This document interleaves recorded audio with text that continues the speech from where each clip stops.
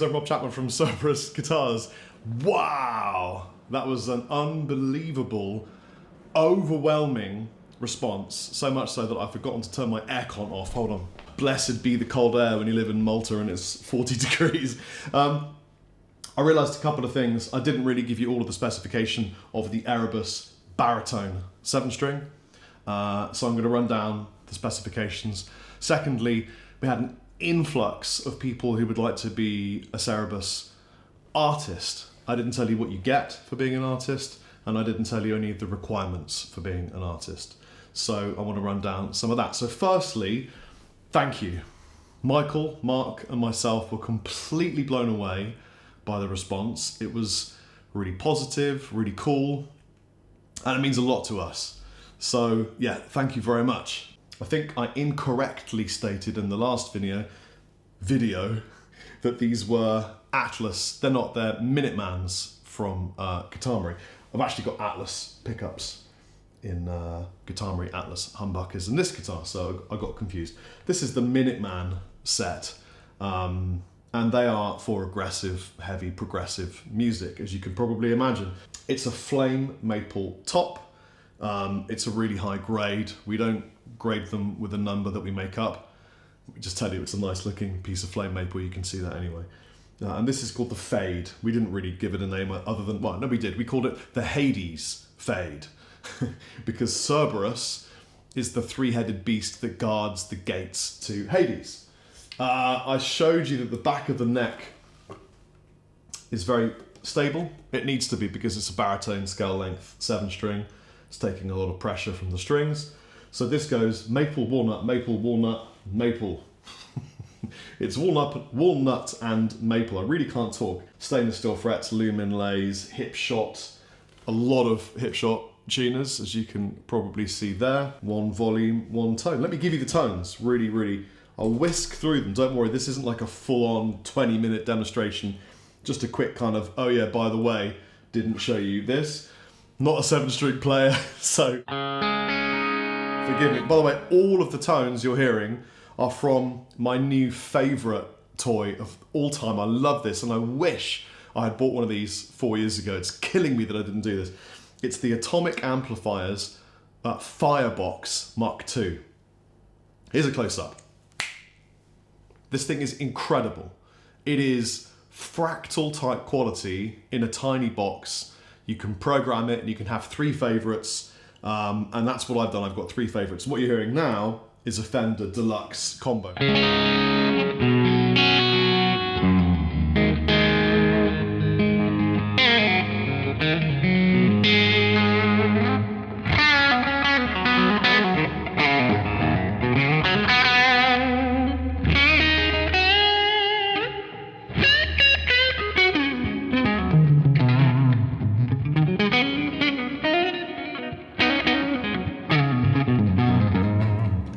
By the way, I'm hearing this plugged into the back of my Katana using it as a slave. I'm going to get, they've got this awesome FR.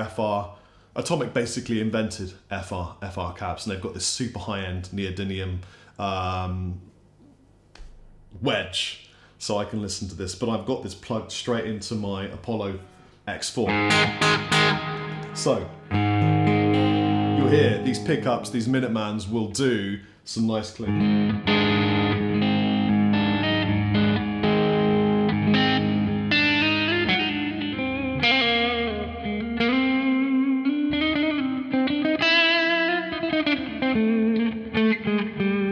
Anyway, I suck at 7-string.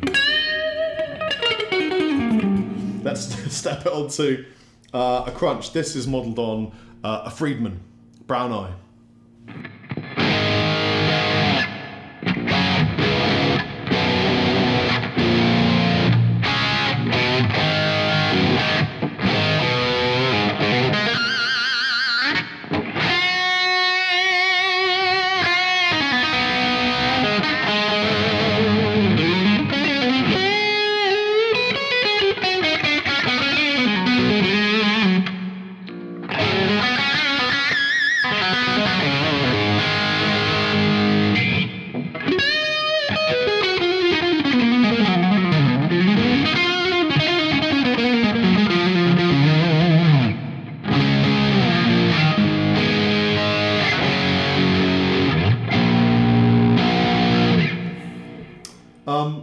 there are lots of ways to tune a 7-string. For example, what I could do is I could imagine that this is an E string. So rather than doing that, I can do. And now it's reading the same as the EADGBE from the bottom down, and the higher string is off. Well, kind of.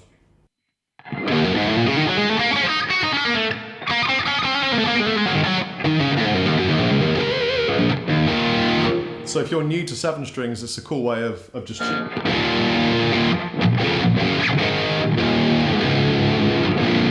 Now it's just the same as it was before, you know, apart from the high string.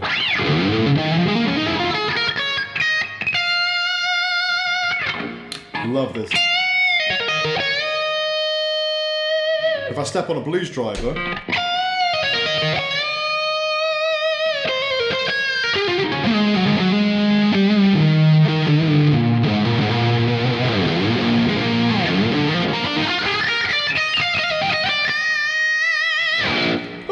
sounds good. And then I've got another a patch, which is a Friedman brown eye, but like a high gain channel, which is obscene.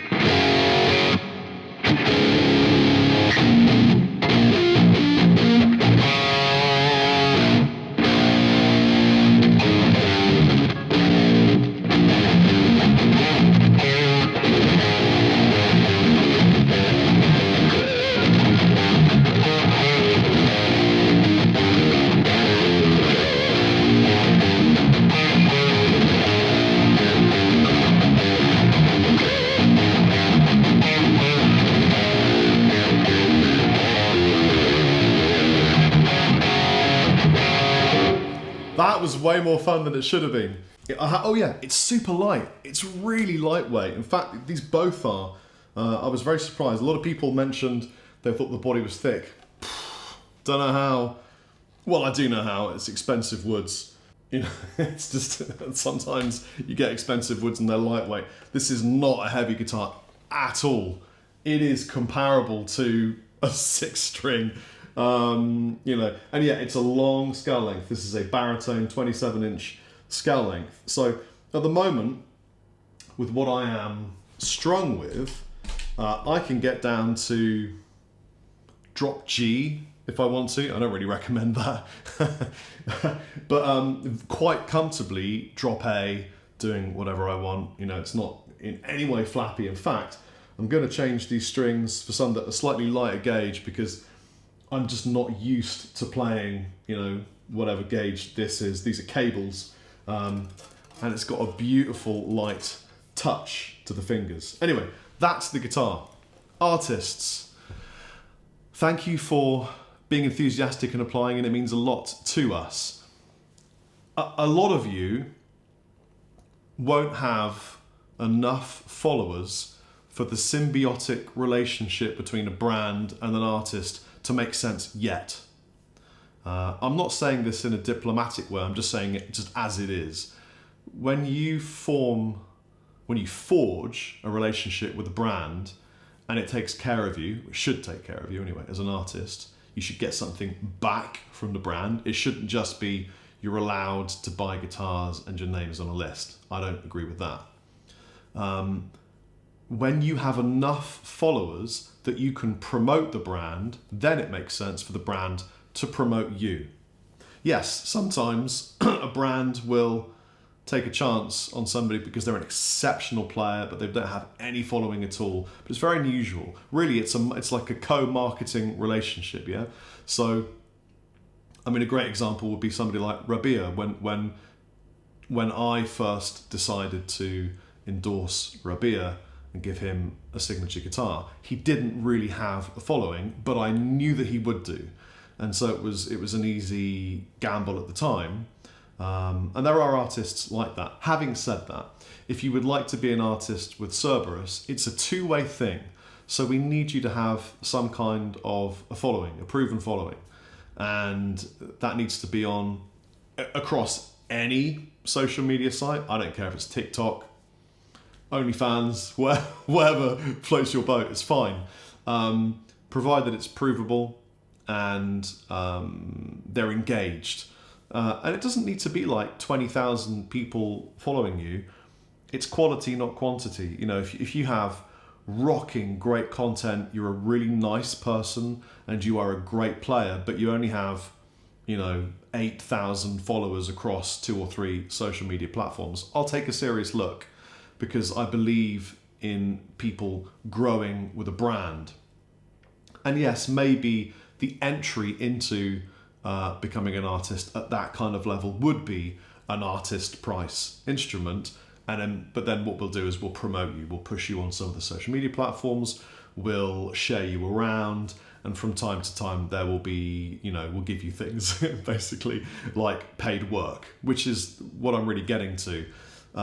When you become an artist with Cerberus or any of my brands, what that really says is I have a budget to spend on marketing, and I'm going to give that to the people that are endorsed by Chapman.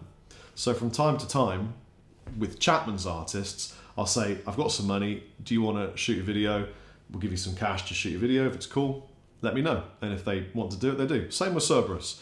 If you become a Cerberus artist, we'll have a marketing budget, and from time to time, you may be called upon to shoot a 60-second video for TikTok, or a 10-minute demo or playthrough for YouTube, or come on tour with me.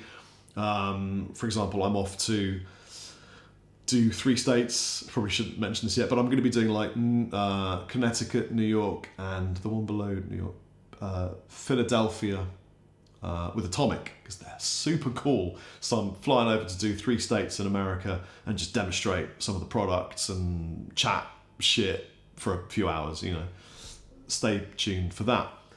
And that kind of thing, it would be really cool if you become a Cerberus artist. We have a budget and we say, do you think you could do a local clinic in your state? If so, let us know how much it would cost. We'll see if we can work it into the budget. So you need a following, so that we can then say, okay, it's reasonable to allocate our marketing spend to work with you to build everything together. Got it? We don't just put you on a list and offer you something to buy. That wouldn't be fun or cool. And I don't agree with that at all, really. I don't think that's fair. It's not a good relationship, is it? In my opinion, nobody should win in business. Really good business, everybody wins. No one feels like they got conned out of something, or had over or whatever. Anyway, so that's what I wanted to say. So if you did want to join our artist roster, and I think we're announcing one of our first artists today, then please drop us a message on the Cerberus Instagram page, and I'll see you there. Have a great day. Thanks for watching. Chippity Chapazone.